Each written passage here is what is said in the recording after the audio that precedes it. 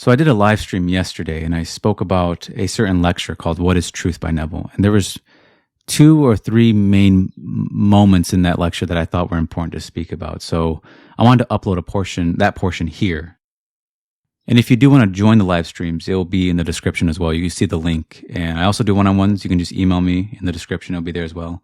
And I just want to announce that my book is finally available in Audible. So if you have Audible, or you want the audio version of my book, it is narrated by me as well. So if you want to purchase that, in the description as well. And I appreciate you guys taking the time to give me your ear and enjoy this portion of the live stream.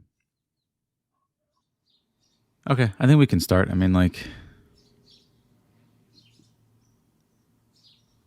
Okay. Winter is over. Yeah, so in the lecture, What is Truth?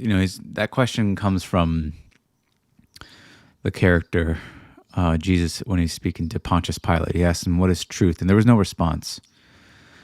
And we're given somewhat of an answer when he says, I am the truth. So your awareness of being is the truth. And that's really, like I said, that's what these works are. It's the awareness of being is your God. It's your creator. It sounds impossible to believe because you've been aware, right? Before you were aware of being a wife, you were aware. Before you were aware of being whatever the hell you think you are right now, at one point you were just aware. And we're told that's God. It's not, and don't make an image of me, it says. Don't make some image of me. And so you have the word, and then a title is given to this awareness, and it's called Jesus Christ, and it is the act of salvation, or God is the Savior. Well, if God is I am, so I am is the Savior. And it's a story about how I am saves man. So in the What is the Truth lecture, what I thought was interesting is, let me see if I can, I'm trying to think which way I should start. Should I start with what I was going to say?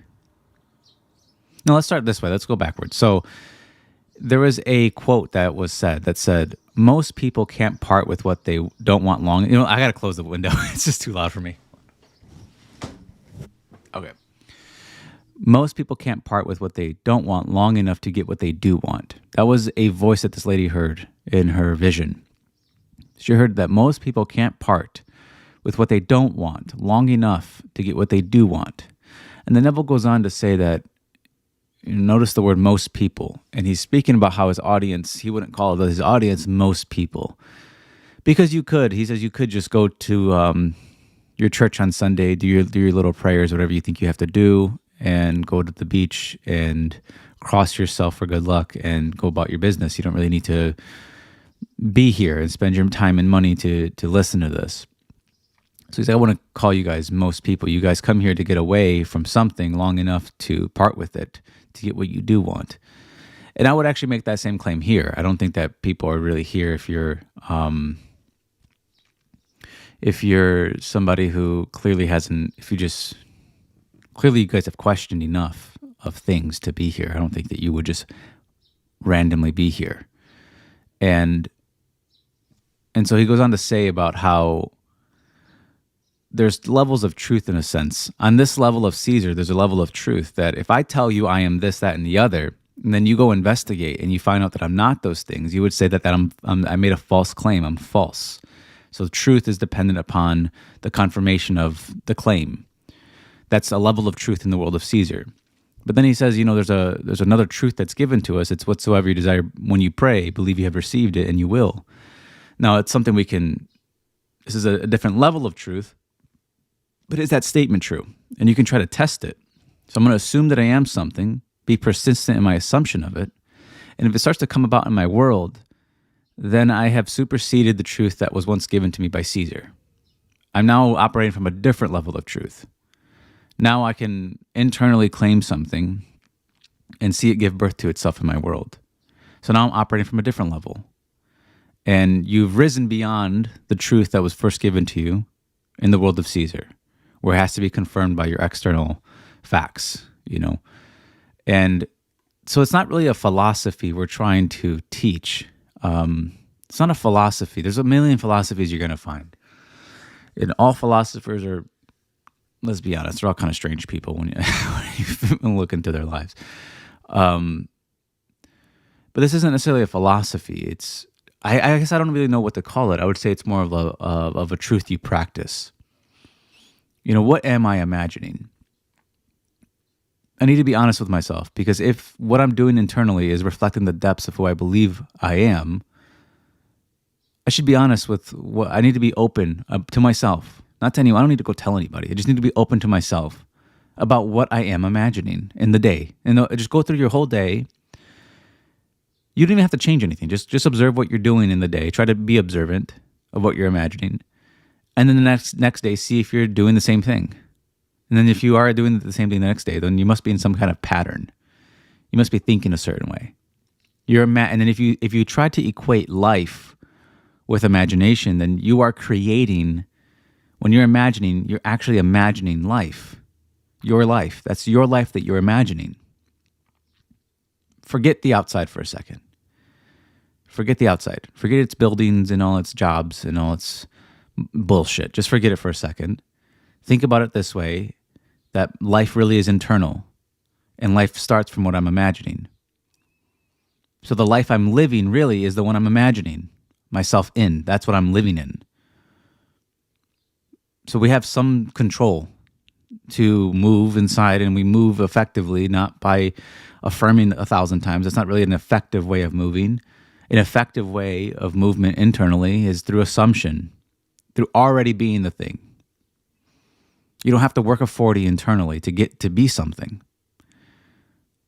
And then that might be, you're going to become it in the world if you assume you already are it internally. That's just how it works.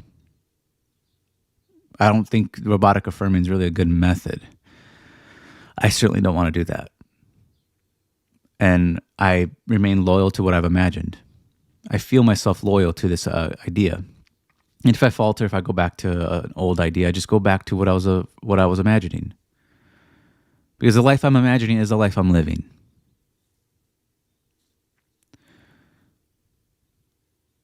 Physically, it doesn't really matter, truly, what happens to us.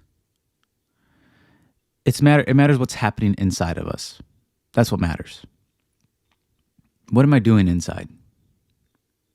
Because I've had things happen to me where to some people it might be like, wow, that's crazy. And to me, it's like, no problem. Because internally, it's like, or you ever seen somebody where it looks like they're working hard, but to them they're having fun? To you, it looks like hard work. To them, it's not at all. So it's really what's happening in us that matters. Not really the same thing what Henry Thoreau said is that it's not really what you're looking at that matters, it's what you see. What do you see? I mean, that's really what's going on whenever you see any political movement. You see people are seeing something a certain way. And so they're responding to what they're seeing. And, this isn't like a philosophy. I'm not trying to teach an ism or... I was listening to someone the other day talk about how they were a materialist. They believe in materialism. I was like, well, you don't, in my mind, I'm like, you don't actually believe that because you don't live that way. You don't live like you're just the same thing as a rock. You don't live that way. You're not the same. You think everything's just made up of atoms. And I go, oh, do atoms believe? Do they have hopes and dreams? I cannot understand the reduction mindset of that. Just reducing life down to the physical. I just can't understand it. It makes no sense to me. What's the point of dreaming if it's not to fulfill the dream? So someone tells you something that they want. You might have your qualms about them. You might have your ideas about them or issues with them. Let's say it's a coworker and they tell you something that they want.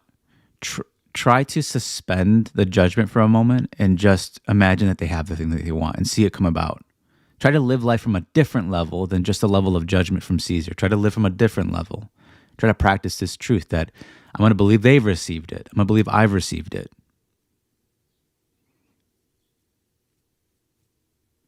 You might have your issues with them. I remember I heard somebody that they wanted a house and I just was like, you wouldn't even know what to do with it if you had it. Like, or you want this, that, and I'm like, I come up with all these reasons. Or you think that someone that doesn't deserve it. And when you really think about it, when you do that to somebody, don't try to fix anything or change it. Just kind of ask yourself a series of questions. Do I think I don't deserve things? Don't try to change them or like try to be very kind or whatever the hell you think you have to do. Just think, okay, I put it on them that they don't deserve things. That might be true to some level. Are there things that I don't think I deserve? Just turn it back to yourself. And when you see that there are probably things that you don't think you deserve, and you're operating from this idea, and ask yourself if you have those things that you don't think you deserve. You see, many times when you're trying to forgive yourself for something, it's not that you don't know how to forgive yourself. It's that you don't want to. It's not that you don't know how. You know how to forgive yourself. You just don't do it because you don't think you deserve it. So that doesn't even have to go to forgiveness. It can go to anything in life. You just don't think you deserve it. It's not that you don't know how to give it to yourself, how to accept it, how to trust it, how to believe in it. You believe in other things, don't you? You have certain ideas of yourself that you believe in. You don't question it. But it's the things you don't think you deserve internally. That's why you don't receive them internally. Remember, it's an internal world that we're imagining. So if I imagine a world where I'm undeserving of this, that, and the other, the mind, remember it says as the water reflects the face, the mind reflects the man. So it's not like it's lying to me. My mind isn't lying to me of who I'm believing myself to be. It's not joking. It's not an April Fool's joke. It's telling me the truth of who I believe I am. Always. It's always reflecting who I think I am. So it doesn't lie to me. It's not mocking me. It's just telling me, honestly, who I'm imagining myself to be. And if I imagine myself to be undeserving of this, that, and the other, then I just will be. It's not really to harm me. I'm not trying to... It says God doesn't tempt you. So I'm not really being tempted. I'm not really being punished. So if I'm imagining punishments, then I must be a guilty person inside. I'm imagining myself to be guilty. I'm not imagining my own freedom. I'm not pardoning myself. It's ever reflecting who I think I am.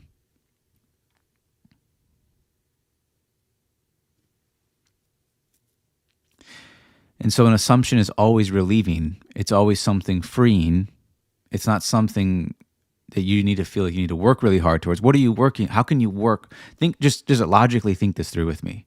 How can you work towards a mental state of consciousness? What are you going to do? Tell me what you're going to do physically, and I'll show you things you just made up. So some people think they have to go to church. They think they have to do this, that, and the other to feel like a good person. You ever see these people? They live like the devil 6 days of the week, and then for 1 hour of the week, they go to church. And then the rest of the week, they live like the devil. The rest of the hours. I forgot what I was even going with that. Damn, because when I'm talking, I start imagining like so many vivid people, and I start seeing it in my head, and I start to forget what I was going with that. So, that's where I was going to go. So they make up this idea. So I got to go. And then, okay, let's just take it a bit further. Okay, so they go on Sunday to this place. Okay, but that place is a Catholic mass. Okay, and then that person goes, well, I'm going to go to the Protestant one. Whichever Protestant one. And I'm going to go speak in tongues at that one. And then over here, I'm going to go put some oil on my head.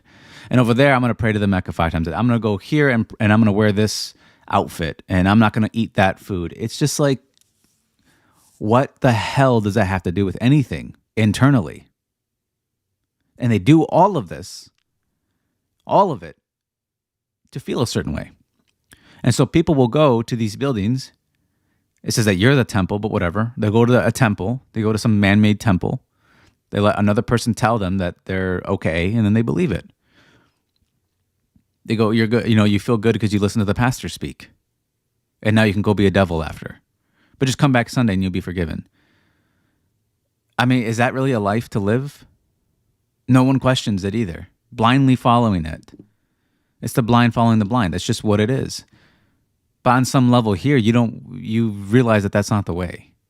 But you also are realizing that an assumption can't have physical actions. It can't. Mental states need to be expressed, not earned.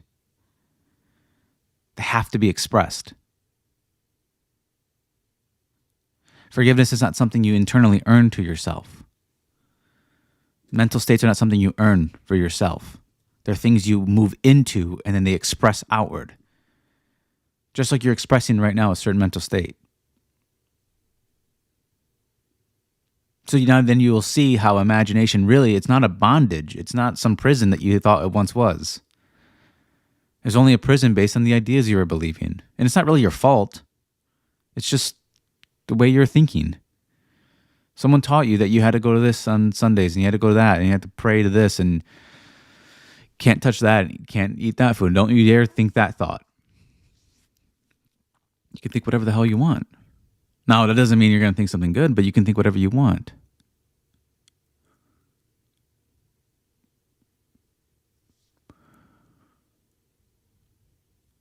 So don't try to shame yourself. I mean, just follow what Abdullah said. Don't find self, don't ever shame self, and just change self. And changing into what you want is never going to feel like a defeating feeling. It's never going to feel like you lost anything. It's always going to feel like energy's been restored and returned. You're always going to feel relieved. You're going to feel energized. You're going to start naturally expressing instantly what you're conceiving yourself to be. You're conceiving yourself this way. So there is a conceiver that's conceiving themselves to be a certain way. You're the dreamer dreaming themselves to be this way is another way of saying it. There's an imaginist imagining themselves this way.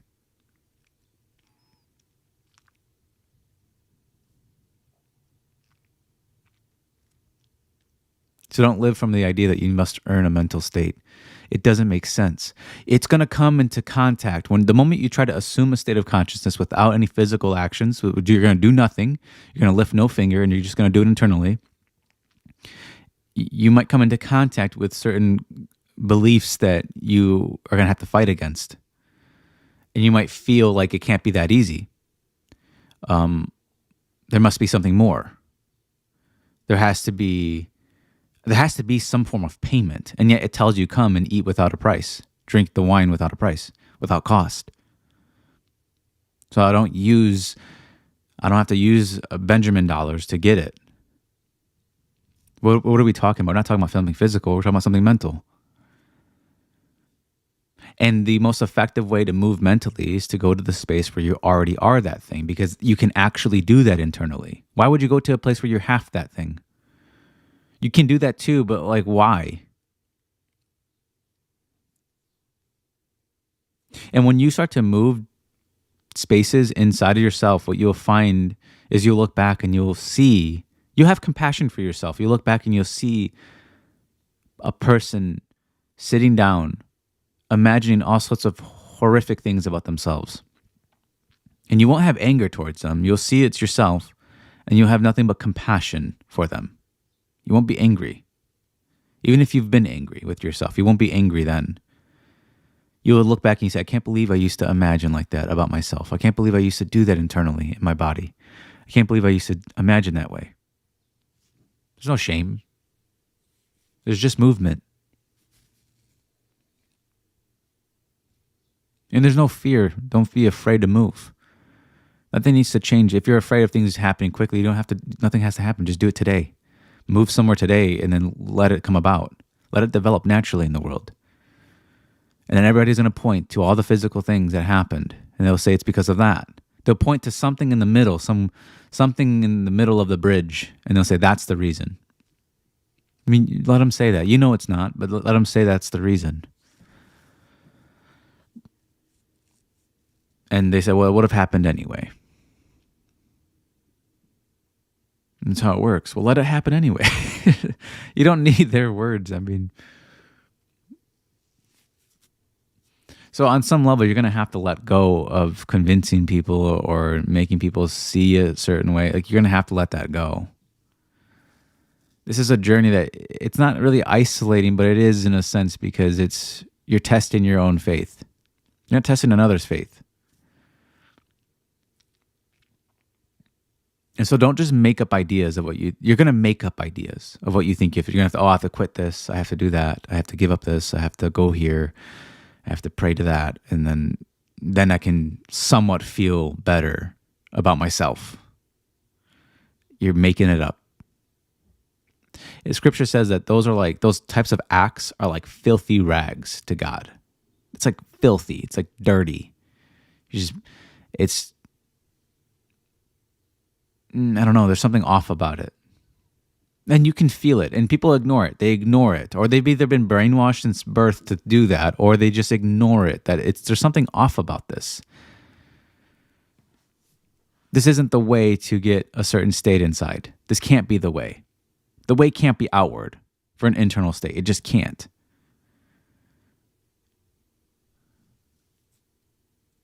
You're telling me I have to do.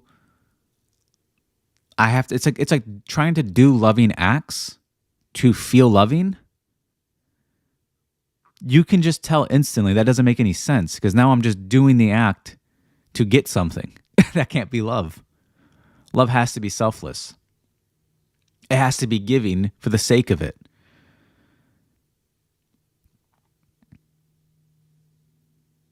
I can't have the thing physically before I assume a state. That makes no sense. You're always going to be chasing. And that's not to say that the moment you assume a state of consciousness, you're gonna give up everything. That's not what's going to happen. You're going to start expressing it. It might start off as an energy. It might give you certain thoughts, and then it might start expressing itself in the way you interact. Just kind of let it be. It's hard. We want to control everything, but you have to let it be. Let it start to develop. Neville said he would take a snapshot sort of in his head. He used the idea of like cameras in his time and viewed it as like you take a photo and you have to let it develop. So internally, he's like, I would just take a photo, an image of what I wanted, and he's like, I would take almost a snapshot of it and then let it develop in the world. I mean, you can't do anything, right? If you start to mess around with the development of, this is back then, right? If you start to mess with the development of the photo, you're going to ruin it. You can't fuck around with it. Same thing is true with pregnancy. You can't just be like messing with it all the time. You have to let it grow. You have to let it be.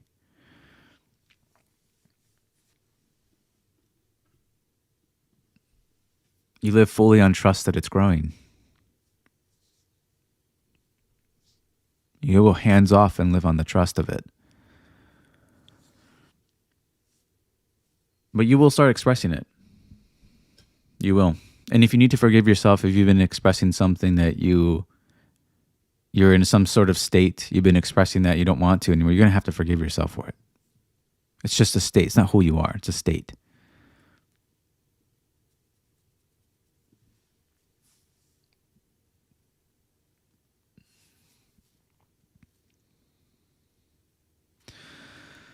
Oh, okay. It's been a half hour.